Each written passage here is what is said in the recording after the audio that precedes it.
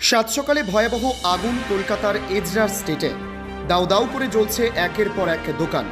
শনিবার সাত সকালে ভয়াবহ অগ্নিকাণ্ড কলকাতায়। এদিন ভোরে এই অগ্নিকাণ্ডের ঘটনা ঘটে লালবাজারের কাছে এজরা স্ট্রিটের একটি গুদামে। এখনও নিয়ন্ত্রণে আনা যায়নি আগুন, বরং দ্রুত আগুন ছড়াচ্ছে। ঘটনাস্থলে পৌঁছেছে দমকলের অন্তত 20টি ইঞ্জিন। ল্যাডারের সাহায্য নিয়ে আগুন নিয়ন্ত্রণে আনার চেষ্টা চলছে। বিপুল ক্ষয়ক্ষতির আশঙ্কা রয়েছে। এদিন ভোর 5:26 নাগাদ এজরা স্ট্রিটের একটি বহুতলের গুদামে আগুন লেগে যায়।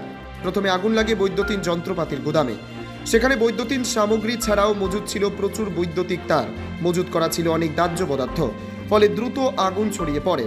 ওই বহুতল থেকে কালো ধোঁয়া বেরোতে দেখেন পথচলতি মানুষ। খবর দেওয়া হয় দমকলে। নিমিষে ছড়িয়ে পড়ে আগুন। একের পর এক দোকান গ্রাস করতে থাকে আগুনের লেলিহান শিখা।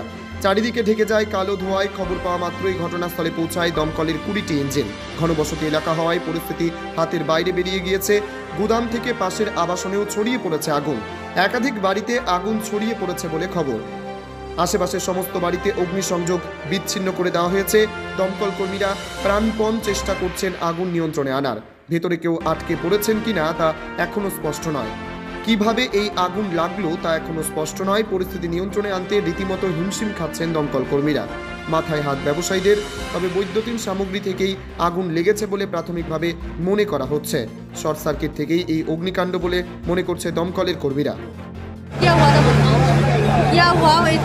फायर ब्रिगेड के बारे में आपका सबसे बड़ा चीज है ना बेटा, सिस्टम खराब। यहाँ पे सिस्टम वही तो बोल रहे हैं, अभी आ जाएगा कोई गाड़ी खड़ा कर देगा सबको। पैसा चल रहा है, सिस्टम फर्क बिगड़ा हुआ है। टैक्स लेने में कोई पीछे नहीं हट रहा है, चोरी करने में कोई पीछे नहीं हट रहा है। सिस्टम खड़ा हुआ है। आधा से बेसी रेजिडेंशियल बिल्डिंग को कमर्शियल कर दिया गया है। सर आपको यहाँ पे फायर सिस्टम होते हुए भी है। अगर मेयर को खुद विजिट करना चाहिए, मेयर को एक एक इलाका को देखना चाहिए।